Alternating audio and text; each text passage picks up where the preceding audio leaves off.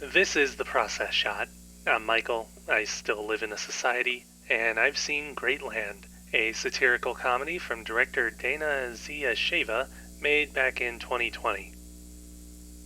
It's set in an odd dystopian utopia called Greatland, obviously, where all people, young and old, are subjected to an environment of innocence, youthful behavior, inclusivity, and tolerance for others under penalty of what they call resurrection. The story follows a teenager named Ulysses, whose loyalty to Mother, the artificial leader of Greatland, comes at odds with his blooming affection for Ugly Duck, a close friend whose upbringing is considered antithetical to Greatland's mission. When she is sent to a place called Repentance Island, Ulysses follows after her, but when he reaches the island with the help of a seemingly normal clerk, he comes to not only learn the truth of this island, but of Greatland as a whole, and how he may be able to change the future of this so-called utopia. That's just the main storyline, of course.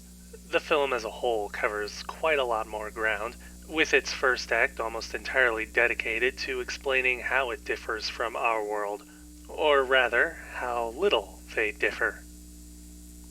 Greatland is essentially an exaggerated version of modern socio-political ideas of gender, self-expression, and tolerance, presenting a world where your life partner might be a tree, a presidential election is held between a literal cat and dog, and, for the most part, any trace of older ways of living are outlawed because of the ideas they present or the pain they can cause.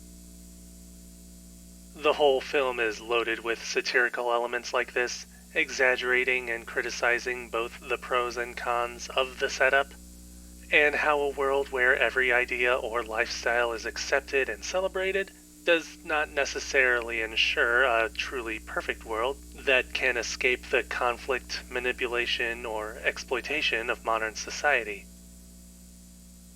Without getting into spoilers, it could ultimately be argued as a criticism of how some modern social constructs are used as tools by others to ensure control by way of comfort.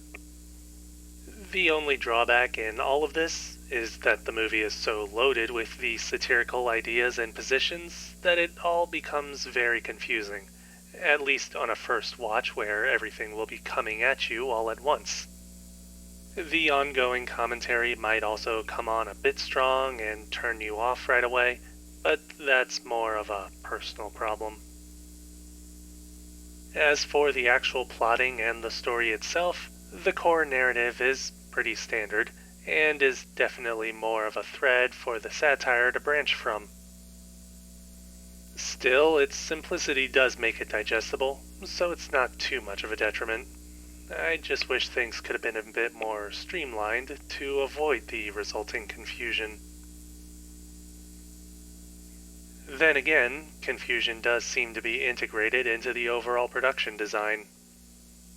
Greatland is constructed with extreme amounts of excess in mind, with set design that is brightly colored and full of fun images and toy objects like a child's play place. A television show within the utopia is much more extreme, with high contrast neon colors against pure black voids. These environments are usually given other smaller details that fill out the world and its satirical elements even further, which helps show how much this movie was probably made to share those ideas. That doesn't mean the movie is lacking elsewhere though, as it does have interesting visuals and frame compositions. The most apparent of these would probably be in color design, specifically the contrast between Greatland's brighter and more saturated shades versus a starker, more neutral realism on Repentance Island.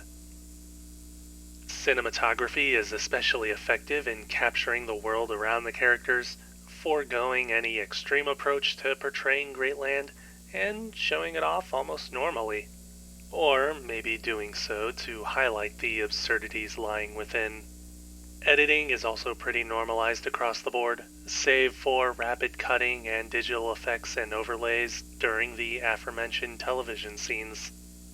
The film's musical score is also fitting, though not too much of it stands out for me to talk about it at length. Overall, I'd say that for most people, this movie will probably come off as either abrasive, annoying, confusing, coherent, genius, provocative, or some other word I can't think of. Every idea that one person might find smart will come off to others as stupid. At its core, though, there is a message of acceptance and a desire for societal change, and even if it's buried under several layers of satire, it can still find its way to the surface.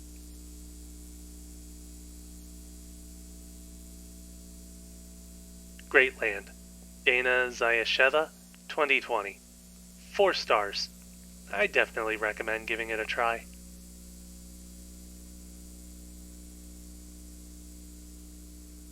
That's it for this review. If you liked it, leave a like. If you have something to add, leave a comment. Subscribe to the channel for more reviews. Feels like forever since I made a nice long review like this. Hopefully the socio-political angle doesn't come around to bite me. I tried not to get too much into it, or at all.